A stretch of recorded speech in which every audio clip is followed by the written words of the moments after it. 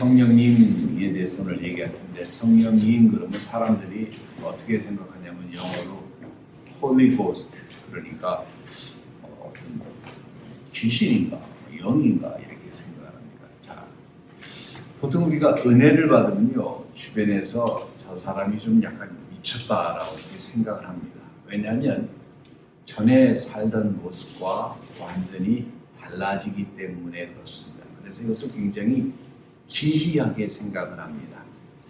이 세상에는 기이한 것들이 있습니다. 제 인생의 삶을 돌아보면 모험을 굉장히 즐겼던 시절이 있었습니다. 그 가운데는 미친 척하면서 했던 일들도 많은데 그로 인해서 좀 생명이 위험했던 순간도 있었고 사고를 부를 만한 행동도 있었고 어떻게 보면 후회되는 일도 있고 아찔했던 순간도 있습니다.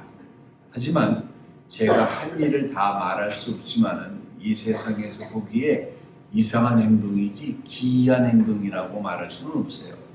그런데 여기서 기이한이라고 하는 뜻은 무엇이냐면 웹스터의 정의를 보니까 세상 것이 아닌 혹은 일상적이지 않은 그런 이상한 일이라는 얘기입니다. 그래서 이 세상에 속하지 않는다는 말이 어떻게 보면 맞는 것 같습니다. 기이하다는 말은 놀랍다는 말이고 완전히 세상의 관점과는 좀 다른 그러한 표현이라고 볼 수가 있어요.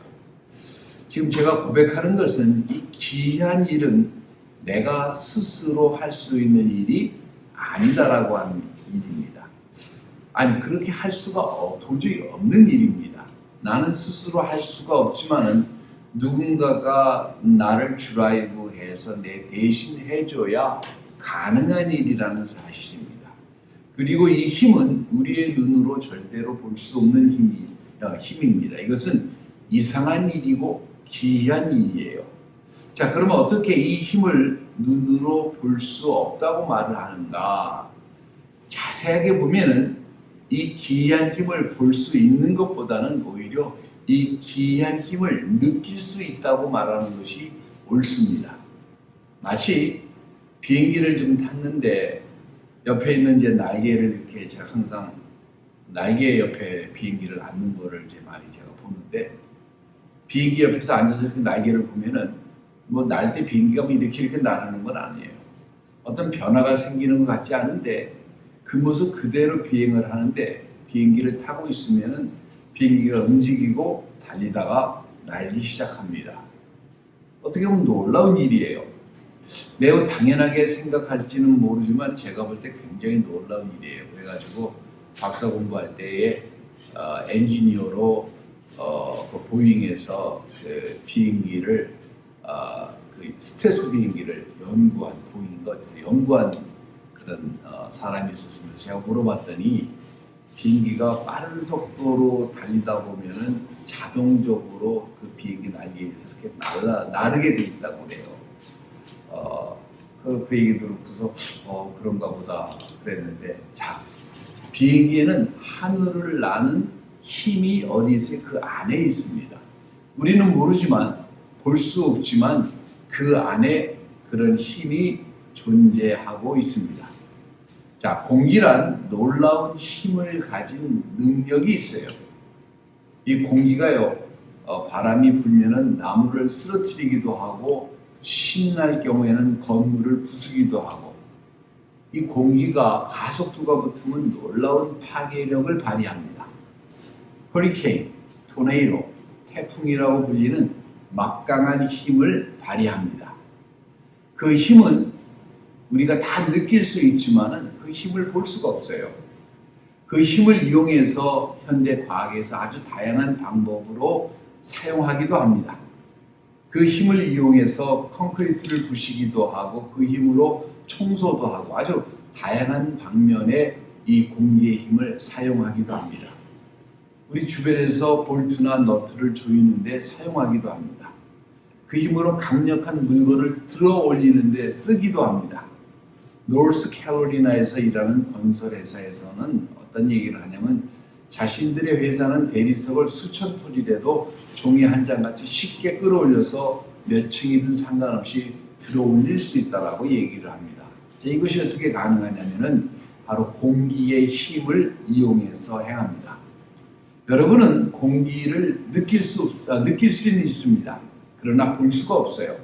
냄새를 맡을 수도 없습니다. 기술적인 도움 없이는 절대로 그렇게 할 수가 없어요. 무게를 달거나 그 힘을 측정할 수도 없습니다. 그러나 이 공기가 여러분을 살 수 있도록 그렇게 만듭니다. 숨을 쉬고 뇌를 보호하고 공기를 일순간만 제거해도 뇌에 심각한 손상을 가져다 줄 수가 있습니다. 우리는 공기 없이는 살 수가 없습니다.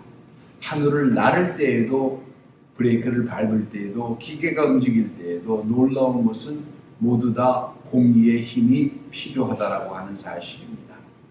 눈에 보이지 않기 때문에 소용이 없고 눈에 보이지 않기 때문에 약하거나 불필요한 것이 절대로 아니라고 하는 사실을 우리가 먼저 알아야 합니다. 자, 여러분은 성경에서 이 공기의 힘을 말하고 있다면 아마 상당히 당황해할 수도 있어요. 성경에서 구약에서 이것을 루하우라고 이렇게 표현을 하고 신약 성경을 이것을 푸누마라고 이렇게 표현을 합니다. 그릭말로 푸누마라고 하는 것은 보통 숨, 호흡 이렇게 얘기를 합니다. 창세기 2장 7절에 여호와 하나님이 흙으로 사람을 지으시고 생기를 그 코에 불어넣으시니 사람이 생명이 된지라 이렇게 얘기를 합니다. 자, 여기서 바람으로 해석하기도 합니다. 강력한 바람으로 아니면 영으로 번역이 되기도 합니다. 사람의 영이나 혹은 성령으로 번역되기도 합니다. 동일한 단어가. 수많은 동의어가 있지만 성령으로 사용됩니다. 성령이라고 하는 뜻은 무슨 뜻이냐면은 한자로 거룩한 성자에다 영자를 쓰니까 그러는데 보혜사, 즉 돕는 사람이라고 하는 돕는 분이라는 뜻이에요. 변호를 하는 분, 혹은 위로하시는 분, 혹은 권면하시는 분, 혹은 꾸짖으시는 분, 혹은 제지하시는 분 이런 뜻입니다. 여러분의 삶 가운데 이런 일이 있지 않았을까요? 뜻하지 않는 위로를 다른 사람은 얘기를 하는데 다른 얘기를 하는데 그 말을 통해서 위로를 받기도 하고 권면을 받기도 하고 내 안에서 잘못된 것을 심히 자책하는 느낌을 받기도 하고 내 안에서 나쁜 일을 하면은 뭔가 막는 듯하는 제지하는 느낌을 받기도 하고 자 이런 것들이 우리 안에 내재하시는 성령님께서 하시는 일 중에 하나라고 하는 사실입니다. 그분은 또한 비둘기로 표현하기도 하는데 비둘기가 성령이라는 게 아니라 비둘기처럼 온화하고 공격성이 없는 그런 표현이기도 하고 때로는 불로, 때로는 바람으로, 때로는 물로도 표현이 됩니다. 요한복음 7장에서는 생수로 표현되기도 합니다. 요한복음 7장 37절과 38절에 명절 끝날 곧 큰 날에 예수께서 서서 외쳐가라사대 누구든지 목마르거든 내게로 와서 마시라. 나를 믿는 자는 성경의 이름같이 그 배에서 생수의 강이 흘러나리라 하시니 그리고 예수님께서 설명하시는데 이는 그를 믿는 자의 받을 성령을 가리켜 말씀하시는 것이라. 여러분 아마 한국교회에서 그런 거 본 적 없으시죠? 예전에 이제 성령 체험을 받았는데 심하게 성령이 임한 사람들은 정말로 배에서 생수가 터지는 느낌을 받습니다. 그래서 주체를 못해서 그 은혜를 받은 게 성령께서 또 운행을 하시게 되면 사람들이 이러는 거를 많이 보셨을 거예요. 보신 분이 있고 아마 못 보신 분들이 대다수일 거라고 생각을 합니다. 왜냐하면 한국에서 제가 그런 거를 본 적이 한 번도 없었어요. 솔직하게. 근데 그런 이제 그게 빈야드에서 20세기 말에 미국에서 큰 부흥의 어떤 흐름이 있었을 때도 동일한 역사가 그곳에서 많이 있던 것을 제가 봤습니다. 자, 그런 거예요. 자, 성령이란 누구냐면은 삼위의 하나님이신 하나님을 지칭하는 말입니다. 자, 하나님이 세 분인데 예수님, 아버지, 성령님 이 세 분이 다른 분인데 한 분이세요. 그러니까 우리가 도저히 논리적으로는 설명할 수가 없습니다. 왜냐하면 우리는 3차원이라고 하는 세계에 살고 있는데 이 세상은 11차까지 돼 있다고 물리학자들이 얘기를 하는데 우리는 4차원의 세계를 전혀 이해할 수가 없습니다. 이해할 수가 없어요. 그렇기 때문에 우리 2차원에 있는 사람들은요 3차원의 세계를 상상하고 추측하지만은 이야기하기 힘들어요. 마찬가지입니다. 이 모든 차원을 만드신 그 하나님을 우리가 우리의 논리로 이해를 하려고 드는 그 자체가 저는 그게 모순이라고 생각을 합니다. 우리의 한계를 인정하고 먼저 들어가야 되는데 사람은 항상 자기 논리로 자기 눈맞이에서 하나님을 찾아요. 절대 못 만납니다.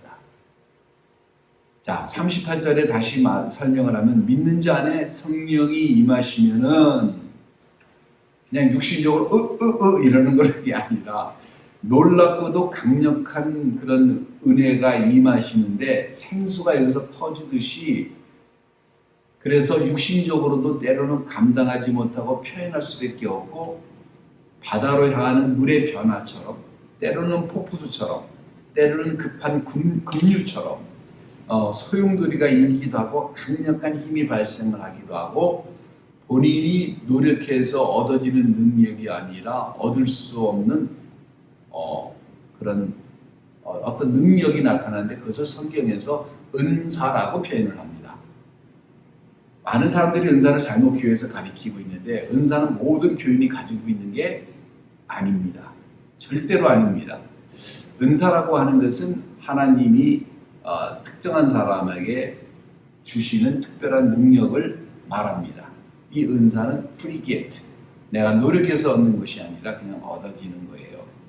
자, 바로 이것인데 이것은 수동적인 힘이나 무시해도 되는 심드렁한 그런 힘이 결탄코 아닙니다. 그저 자기 체면으로 나는 믿는 사람이지 이제부터 내가 변화해야지 라고 해서 변화하는 것도 절대로 아닙니다. 성령이 내게 오시면 그 강도는 다 달라요.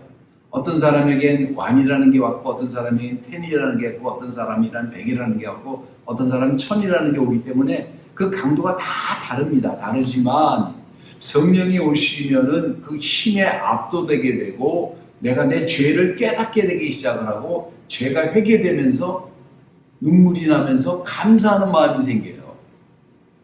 신기하죠? 내가 한편으로 울고 있는데 마음에 기쁨이 와요. 진정으로. 이 세상에서 느끼는 그런 느낌이 아닙니다. 자, 성령님은 우리 안에서 여러모로 다이나믹하게 역사를 하시는데 공기같이 눈으로는 절대로 볼 수가 없습니다. 성령님은 우리 육신의 눈으로 절대로 볼 수가 없어요. 그러나 눈에 보이지 않기 때문에 중요하지 않거나 무시해도 되는 그런 존재가 절대로 아니시라는 사실입니다. 성령님은 우리를 창조하신 하나님이시고 우리의 삶에 결정적인 힘을 주시는 분이시고 인도하시는 분이시고 우리는 눈에 보이는 그 사이즈에 따라서 무게에 따라서 그것을 보면서 느낍니다. 그렇기 때문에 눈에 보이지 않으면 우리는 무시하거나 도외시하는 경향이 있어요. 그러나 성도들이 기억할 것은 비행기가 하늘을 그냥 달리면 날아듯이 눈에 보이지 않지만 예수께서 다시 오실 때까지 우리를 인도하시고 우리를 다스리시고 우리에게 힘을 주시는 이는 바로 성령 하나님이라는 사실을 알아야 합니다. 이 성령님의 시대를 교회 시대라고 얘기를 하고 은혜의 시대라고 얘기를 하고 이방인의 시대라고 얘기를 하는데 이것이 성령님의 시대인 것입니다. 우리를 인도하시고 구원하시고 보호하시고 주장하시는 분이 바로 성령 하나님이십니다. 그분은 우리 안에서 일하시기 위해서 준비하십니다. 여러분을 사용하시기를 원하시고 우리 안에서 강력한 힘을 주시기를 원하십니다. 생수가 터짐으로 말미암아 여러분의 삶이 변화되고 완전히 뒤바뀌는 삶을 여러분은 살 수밖에 없게 될 것입니다. 누구의 힘으로? 내 능력과 나의 어떤 각성으로 되는 것이 아니라 그분의 힘으로 그렇게 되는 거예요. 결단코 눈에 보이지 않는 것이 중요하지 않다는 편견을 버려야 합니다. 재미있는 것은요, 예수님이 당신의 백성에게 왔을 때에 백성들이 예수님을 거부했듯이 오늘날에도 당신의 그 교회에서 성령님을 배척합니다. 재밌지 않아요? 입으로는 계속 성령님 떠들어요. 그런데 성령님 이렇게 하시면 안 되고요, 저렇게 하시면 안 되고요, 성령의 역사라는 것도 이렇게 하면 안 돼요. 내 관점에서 벗어나면 절대로 안 됩니다. 이게 말이 안 되는 일이에요. 무지거나 신앙이 없는 거죠. 자, 세상에는 성령님을 알지 못함으로 성령님을 오해하는 일들이 많습니다. 근데 이게 비극이 오늘날 교회 안에서도 성령님을 모르기 때문에 뭔지를 몰라요. 이런 것들이 참 문제입니다. 성령님은 첫째, 물건이나 어떤 이런 것 저런 것이 아니라 인격체의 하나님이십니다. 요한복음 14장 14절과 11절에 내 이름으로 무엇이든지 내게 구하면 내가 시행하리라. 너희가 나를 사랑하면 나의 계명을 지키라. 내가 아버지께 구하겠으니 그가 또 다른 보혜사를 너희에게 주사 영원토록 너희와 함께 있게 하시리니. 여기서 뭐라고 했어요? 또 다른 보혜사입니다. 다시 말하면 예수님이 누구예요? 보혜사예요. 근데 예수님 보혜사 말고 예수님이 떠나시니까 또 다른 보혜사인 성령님을 너희에게 주사 영원토록 너희와 함께 있게 하시리니 저는 진리의 영이라 세상은 능히 저를 받지 못하나니 이는 저를 보지도 못하고 알지도 못함이라. 그러나 너희는 저를 아나니 저는 너희와 함께 거하시며 또 너희 속에 계시겠음이니라 라고 정확하게 얘기를 해주십니다. 자, 예수님께서 이 땅에 계셨을 때에 주님은 하나님의 백성들과 함께 계셨습니다. 그래서 예수님을 뭐라고 그래요? 임마누엘 하나님이라고 그러세요. 임마누엘이라고 하는 뜻은 God with us입니다. 그러니까 God이 하나님이 우리와 옆에 계시는 거예요. 옆에 계시는 겁니다. 근데 예수님이 떠나신 후에 또 다른 보혜사를 보내신다고 약속을 했는데, 보혜사라고 하는 뜻은 뭐냐면 그냥 헬퍼예요. 돕는 분이라는 사실이에요. 자신과 같은 분을, 자신과 같은 능력을, 자신과 같은 존재를, 그리고 그분은 우리 어디에 계시냐면 믿는 자 안에 계신다라고 하는 사실입니다. 믿는 자와 함께 계시는 게 아니라, 계실 뿐만 아니라 믿는 자 안에 계시는데 떠나지 아니하시고 영원히 우리 안에 계신다라고 하는 사실이에요. 근처에 계시는 게 아니에요. 우리 안에 거하시는 겁니다. 그럼 우리 안에 어디에 거하시느냐? 바로 그래서 제가 크리스천 커뮤니티에서, 메이저 크리스천 커뮤니티에서 믿는 이분서를 믿지 않는 거예요. 혼과 육입니다. 아니, 혼과 영이에요. 이것을 합쳐서 영이라고 얘기를, 혼과 영이라고 얘기를 하는데 이것을 영과 육으로 되어 있는데 이것을 합쳐서 혼이라고 얘기를 하는데 이거는 틀린 얘기입니다. 성경에서 분명하게 영과 혼과 육신으로 되어 있다고 얘기를 해요. 이게 맞는 거예요. 그래서 하나님 어디 계시냐? 이 영 안에 계시는 겁니다. 영원히. 그분은 우리 안에 거하시고 우리가 그분을 이것 저것이라고 얘기하는 것은요, 굉장히 잘못된 행태고 무지한 행태입니다. 그분은 인격적인 하나님이시기 때문에 그래요. 그분은 결단코 물건이 아닙니다. 무지한 부흥사들이 성령 받으라 뭐 옛날에 그랬다고 그래요. 저도 봤는데 교회 처음 왔을 때 성령 받으라 해서 성령이 물건인가? 지금 뭔가 그랬는데 알고 봤더니 하나님인 거야. 이런 행태는요, 성경을 몰라서 하는 무지의 행태예요. 그런데도 하나님이 역사하신다? 이건 엄청난 은혜죠. 엄청난 은혜죠. 누가 감히 하나님을 던지고 받고 합니까? 하나님이 뭐 물건이에요. 그런 무지 가운데서 역사를 하시는 걸 보면 은혜 중에 은혜입니다. 자, 둘째, 성령님은 수동적이지 않으시고 항상 적극적이시고 항상 우리 안에 들어와서 일을 하신다는 사실을 알아야 합니다. 요모 16장 7절에 그러하나 내가 너에게 실상을 말하노니 내가 너희를 떠나가는 것이 너에게 유익이라 내가 떠나가지 아니하면 보혜사가 너에게로 오시지 아니할 것이요 내가 가면 그를 너희에게로 보내리니 그렇게 얘기합니다. 자, 그분은 무엇을 하는가? 우리 안에서 편히 쉬고 계시는가?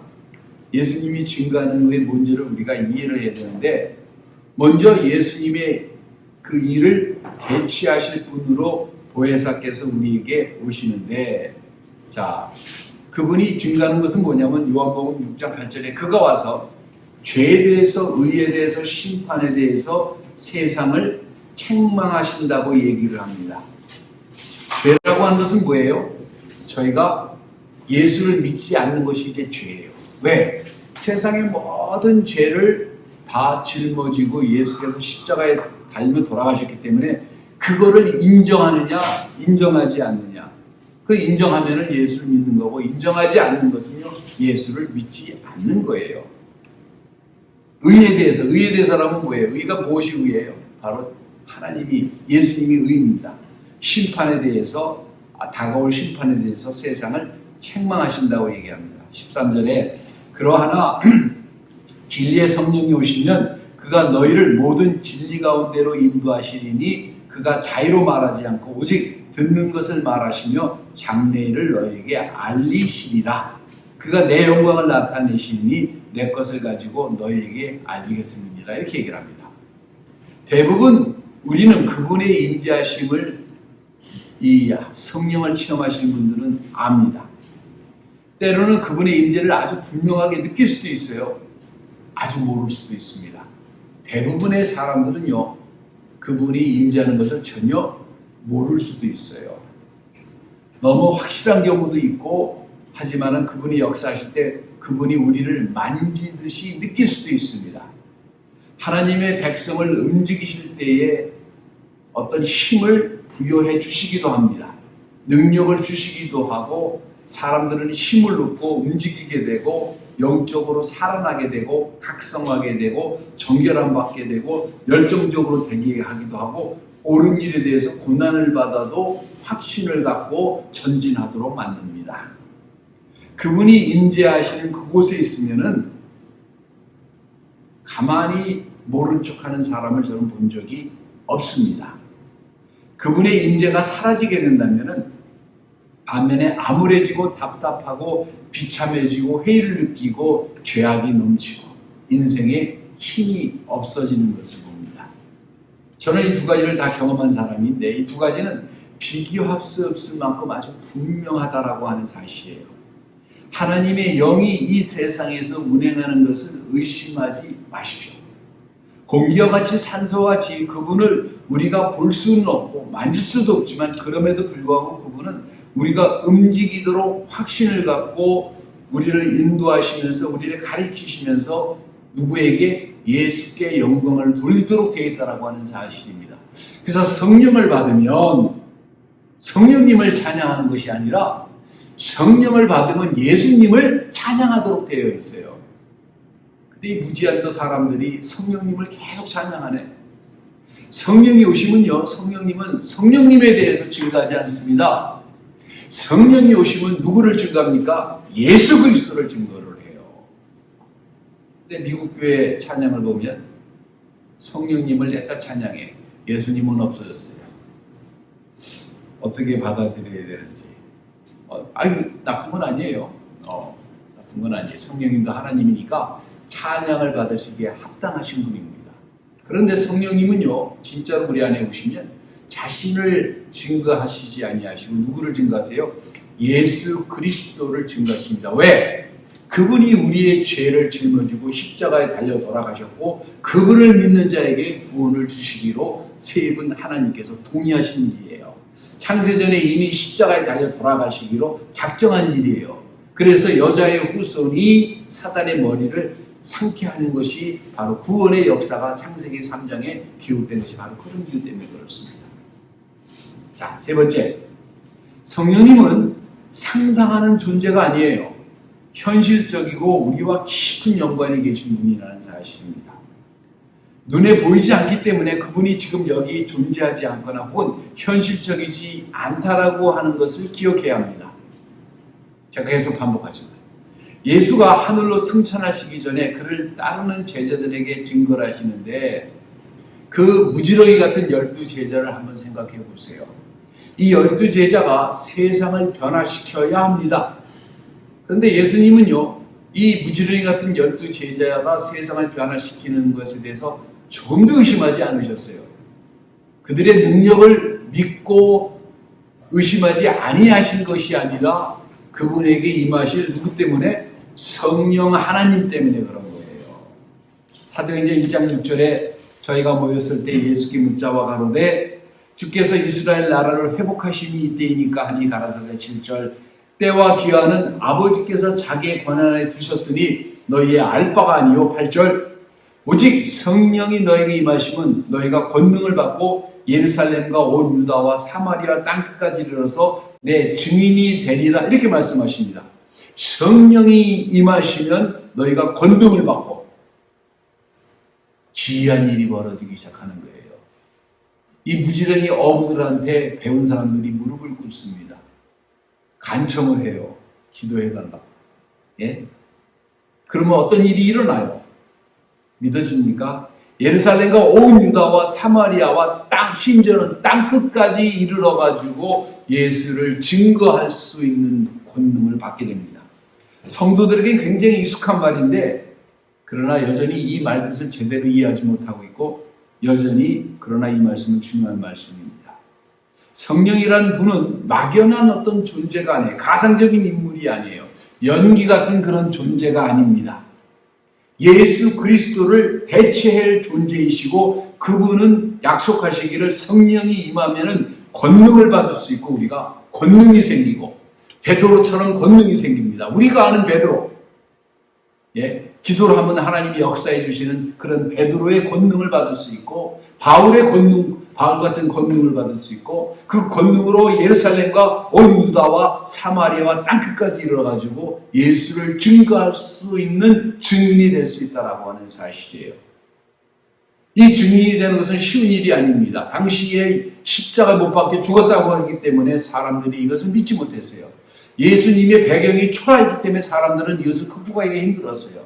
수많은 난관이 있었습니다.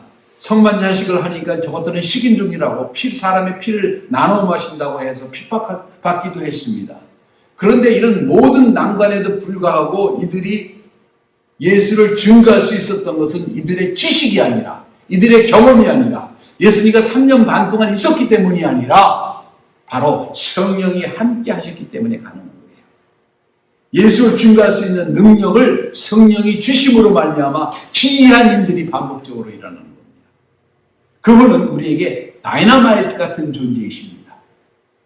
우리의 계획 안에 거하시는 약속이요 능력이라는 사실을 알아요.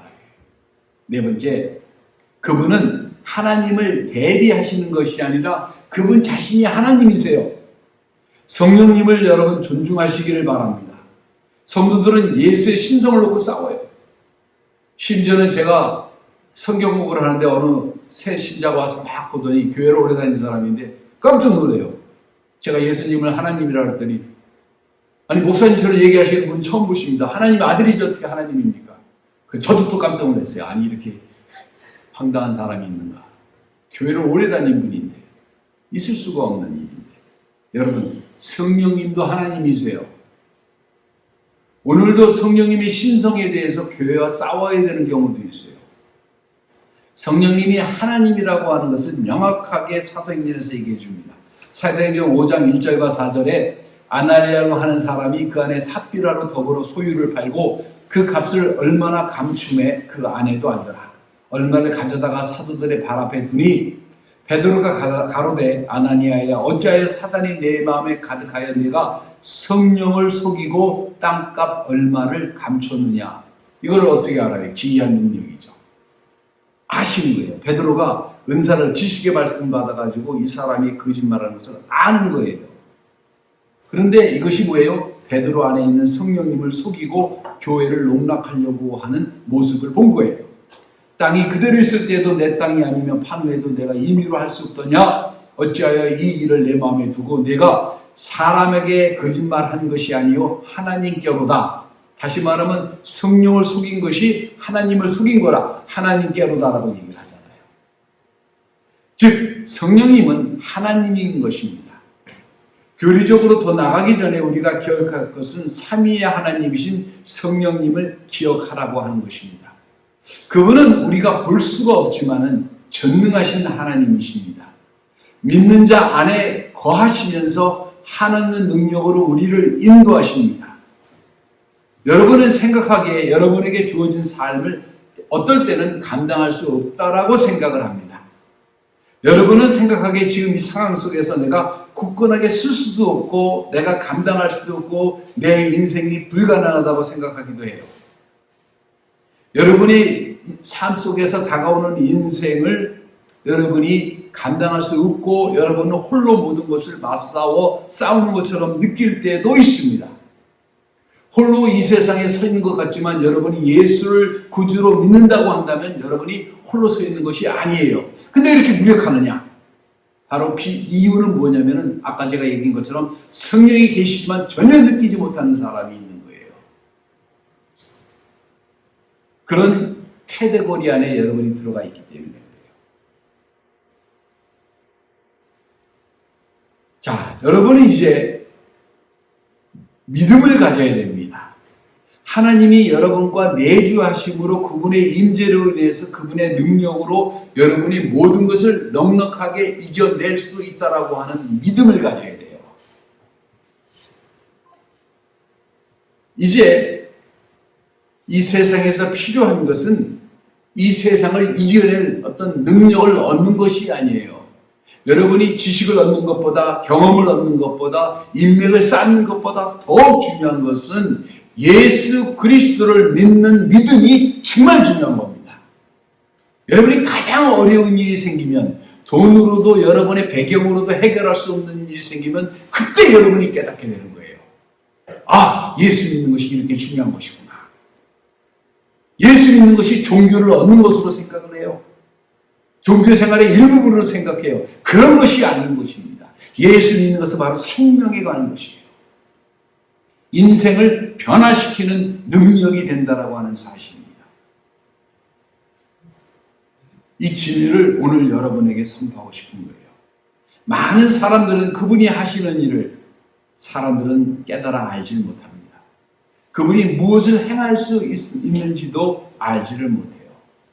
우리가 능력이 없다 할지라도 전기가 흐르는 곳에 플러그를 꽂으면 그 전기가 흐르는 것처럼 우리 안에 흐르는 것처럼 바로 우리가 성령님을 믿음으로 우리가 나갈 때에 그 힘이, 그 능력이, 그 은혜가 우리에게 임할 수 있다는 사실을 알아야 합니다. 근데 사람들이요, 내 지식과 경험으로 하나님을 이해하려고 하고 노력할 필요가 없어요. 그거는 보이지 않는 영역에서 살아계시고 역사하시고 그리고 현실적으로 정말로 믿는 사람과 함께 동행하십니다. 어떻게 로마 제국이 기독교에게 무너집니까? 이게 가능하겠어요? 당시에 기독교가 퍼진 것은 다 노예들이에요, 대부분이. 어떻게 노예들에게 나라가 무너집니까? 그 로마 제국이. 무릎을 꿇어요. 콘스탄티노플이 뻥을 칩니다. 너 크리스찬이다. 그러면서 기독교를 국교화시킵니다. 왜? 정치적으로 이용하지 않으면 안 될 정도로 커졌기 때문에. 그 힘이. 자, 우리는 단지 그분의 역사하는 것을 볼 수 있을 뿐이지 우리가 그분을 뭐 손으로 만지거나 그렇게 할 수는 없잖아요. 여러분이 보지 못했던 능력, 그 힘은 여러분이 믿음으로 정말로 믿고 간구할 때 성령이 함께 하시면 그 힘을 볼 수 있게 될 것입니다. 그분의 역사하시는 것을 체험하게 될 거예요.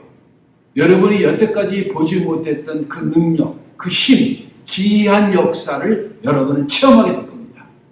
그분이 인도하실 때, 그분이 자신을 증거하실 때, 그분이 자신을 주장하실 때에, 그러나 그분이 스스로 자신을 감추실 때는 우리는 두렵고 당황해지고 무능력해지는 것을 바로 느끼게 되고 두려움이 우리를 엄습하는 것을 느끼게 될 것입니다.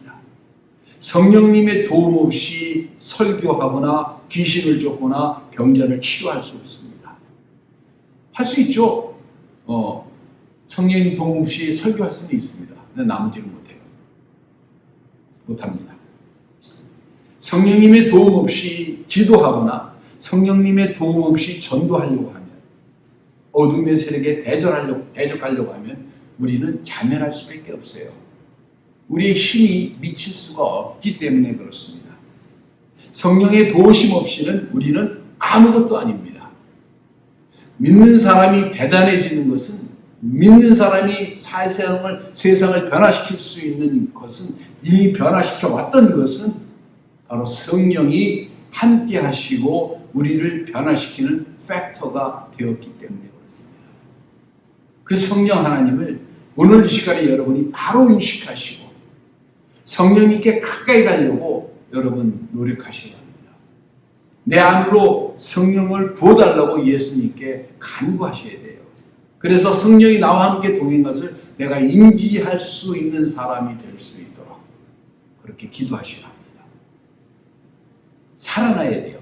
크리스천 커뮤니티가 오늘날 힘이 없는 이유는 성령님을 관념적으로만 얘기를 해요. 그렇게 생각만 합니다. 그렇게 말을 해요. 알지도 못하고. 능력이 없어요. 힘이 없습니다. 크리스천 커뮤니티가 자꾸 죽어들고 논쟁에 빠지고 싸움박질이 일어나고 돈 때문에 싸우고 명예 때문에 싸우고 파벌 싸움하고, 그 이유가 왜 그러겠어요? 하나님을 모르니까. 하나님을 안다면 무서워서 그럴 수 있을까 봐요. 그럴 수 없을 거예요. 여러분, 오늘 성령 하나님에 대한 그 임재를 사모하고 간구하시는 여러분 되시기를 예수의 이름으로 축원합니다. 기도하겠습니다. 주님, 감사와 찬송과 영광을 아버지께 드립니다. 저희가 심히 간구하는 것은 주여, 주의 기름을 더욱더 부어주옵시고 주의 성령으로 충만케 하옵소서. 그리하여 우리의 삶 가운데, 우리의 임재 가운데 성령의 크신 강력한 능력의 임재가 나타나셔서 내 자신이 변하고 내 가정이 변하고 우리 주변이 변하고 나를 만나는 사람이 변화받는 역사가 강력하게 일어나게 허락하여 주옵소서. 태풍이 불듯이, 광풍이 일듯이 아버지 성령과 함께 동행하는 저희들로 사람들 앞에 발견되어지고 하나님의 은혜를 덧입는 저희들에게 축복하여 주옵소서. 감사와 찬송과 영광을 아버지께 드리며 예수님의